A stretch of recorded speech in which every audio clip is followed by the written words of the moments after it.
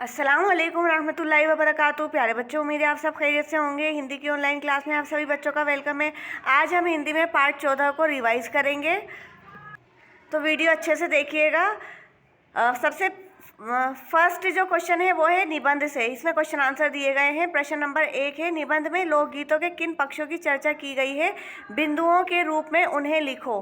तो ये जो चैप्टर है लोकगीत, ये एक निबंध है। तो इसमें लोकगीतों के जिन जिन पक्षों के बारे में बताया गया है, आपको उनकी चर्चा करनी है। तो फर्स्ट है लोकगीतों का महत्व। इस निबंध में क्या बताया गया है? सबसे पहले महत्व बताया गया है लोकगीतों के बारे में। और लोकगीत किसे कहते हैं?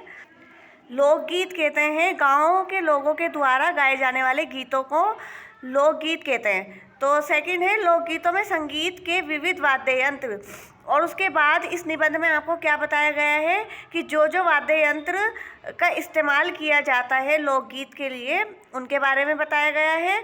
लोकगीत और शास्त्रीय संगीत, इन दोनों के बीच में तुलना की गई है कि लोकगीत क्या होते हैं और शास्त्रीय संगीत क्या होते हैं, और ये दोनों किस तरीके से एक दूसरे से विभिन्न हैं। उसके बाद है नेक्स्ट लोकगीतों के प्रकार। लोकगीतों के प्रकार बताए गए हैं कि हर गांव में अलग अलग तरीके के लोकगीत गाए जाते हैं उनकी भाषा के हिसाब से।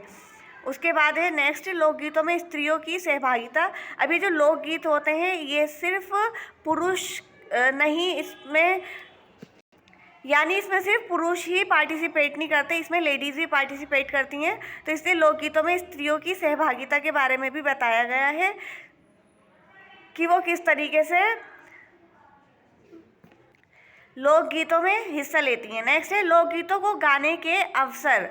अब इस ये जो पार्ट 14 है निबंध लोकगीत के ऊपर, इसमें ये भी बताया गया है कि लोकगीत किस किस अवसर में गाए जाते हैं। जैसे कि कोई भी शुभ कार्य होता है घर में तो लोकगीत गाए जाते हैं, त्योहारों पर गाए जाते हैं, शादियों में गाए जाते हैं, या बच्चों की पैदाइश पर गाए जाते हैं। उसके बाद है नेक्स्ट लोकगीतों की लोकप्रियता, कि ये जो लोकगीत हैं इनकी कितनी ज़्यादा लोकप्रियता है, लोग इन्हें कितना ज़्यादा पसंद करते हैं, इन्हें कितना ज़्यादा चाहते हैं।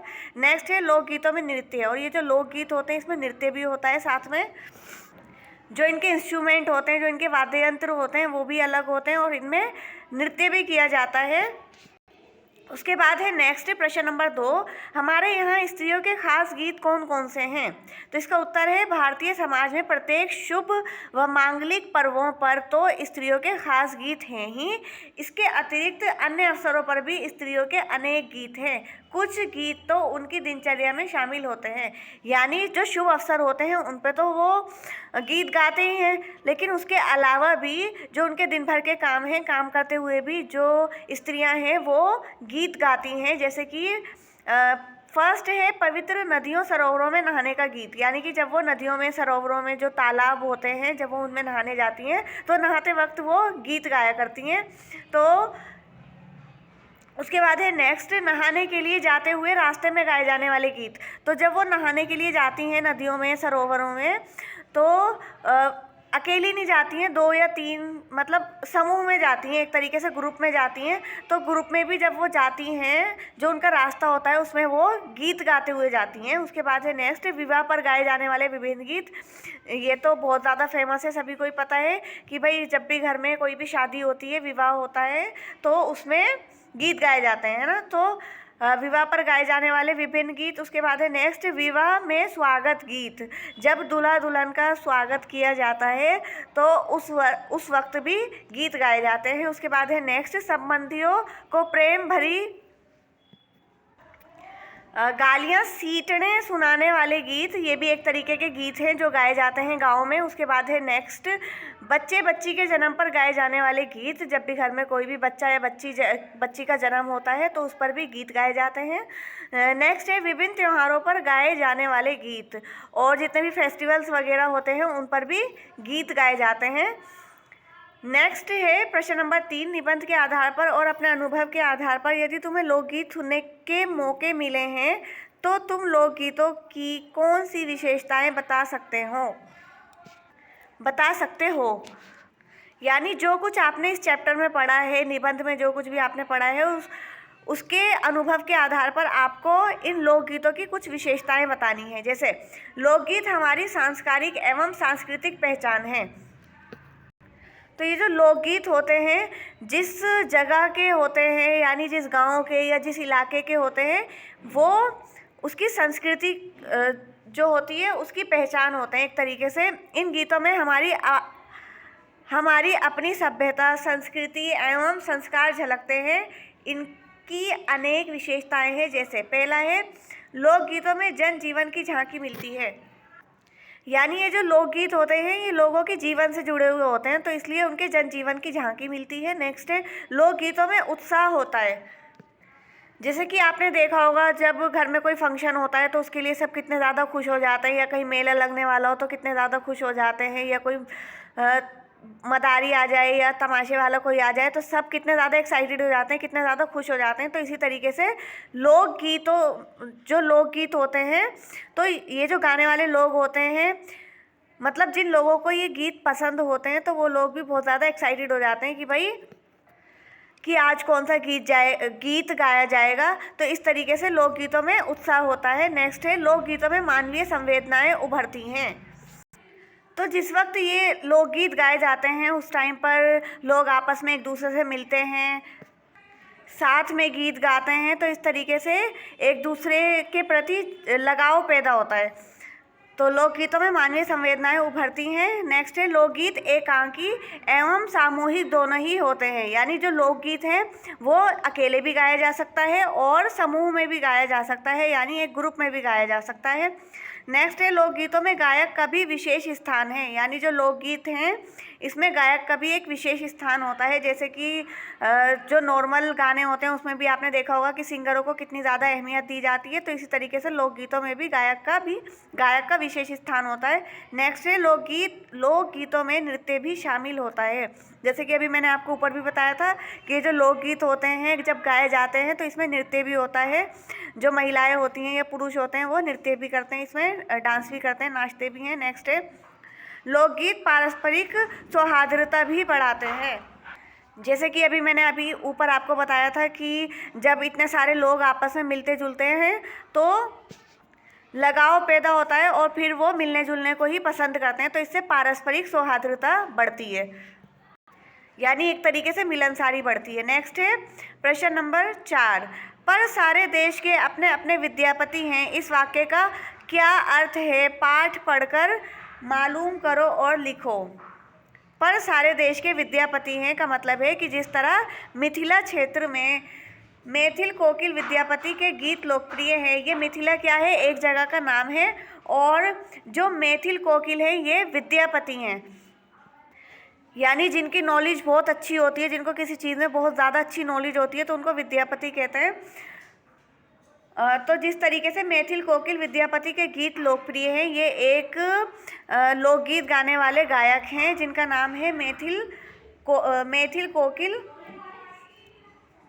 तो लोग उन्हें बहुत ज़्यादा पसंद करते हैं। उसी प्रकार हर क्षेत्र में हर जगह पर कोई ना कोई प्रसिद्ध लोकगीत रचनाकार पैदा हुआ है। भाई देखिए, सिंगर की भी अपनी अपनी क्वालिटीज़ हैं, किसी को कोई सिंगर पसंद आता है, किसी को कोई सिंगर पसंद आता है।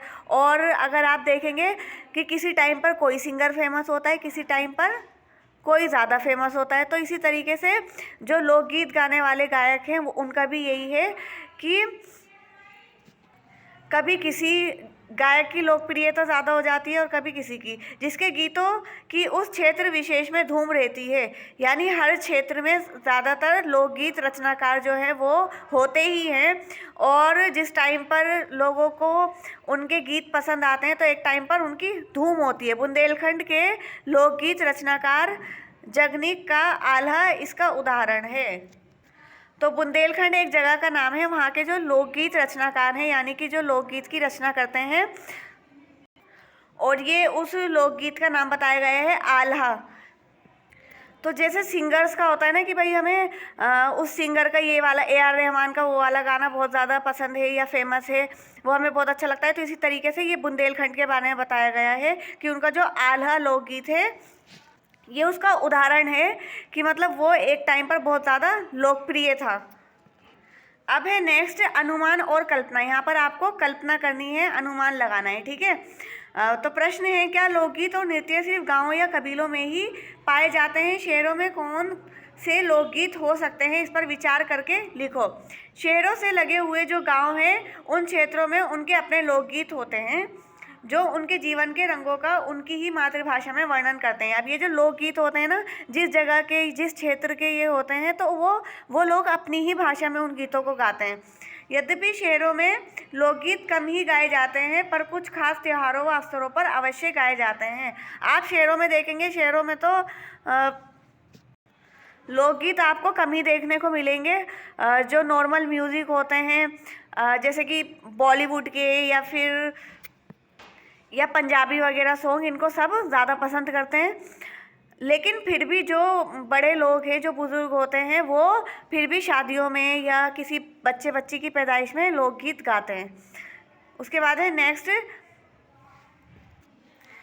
है जीवन यहाँ इठला इठला कर लहराता है, वहाँ भला आनंद के स्रोतों की कमी हो सकती है। उद्यम जीवन के ही वहाँ के अनंत संख्यक गाने प्रतीक हैं। क्या तुम इस बात से सहमत हो? विदेशिया नामक लोकगीत से कोई कैसे आनंद प्राप्त कर सकता है और वे कौन लोग हो सकते हैं जो इसे गाते सुनते हैं? इसके बारे में जानकारी प्राप्त कर कक्षा में सबको बताओ। यहाँ पर विदेशिया लोकगीत के बारे में कहा गया है कि मतलब ऐसे लोकगीत कौन कौन सुन सकते हैं और वो कैसे लोग हो सकते हैं, आपको कल्पना करके बतानी है।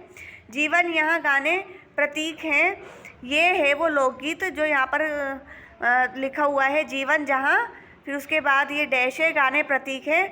हम इस बात से पूरी तरह सहमत हैं, विदेशिया गीतों में ज़्यादातर रसिक प्रियों और प्रियाओं की बात होती है, परदेशी प्रेम की। इनसे करुणा और विरह का रस बरसता है। ये जो रस है ना, रस और अलंकार, इंशाल्लाह जब आप और बड़ी क्लास में जाएंगे तो आप वहाँ पढ़ेंगे हिंदी में रस और अलंकार के बारे में। तो यहाँ रस के बारे में बताया गया है। इसे सुनकर लोग आनंद प्राप्त करते हैं, यानी जो परदेशी प्रेमी लोग होते हैं ना, वो इस तरीके के लोकगीत सुनते हैं। बिहार प्रदेश के भोजपुर ज़िले के लोग इन्हें गाते हुए देहात में घूमते हैं। और ये बताया भी गया है कि बिहार प्रदेश के जो भोजपुर ज़िले के लोग हैं वो इन्हें गाते हुए घूमते फिरते दिखाई देते हैं।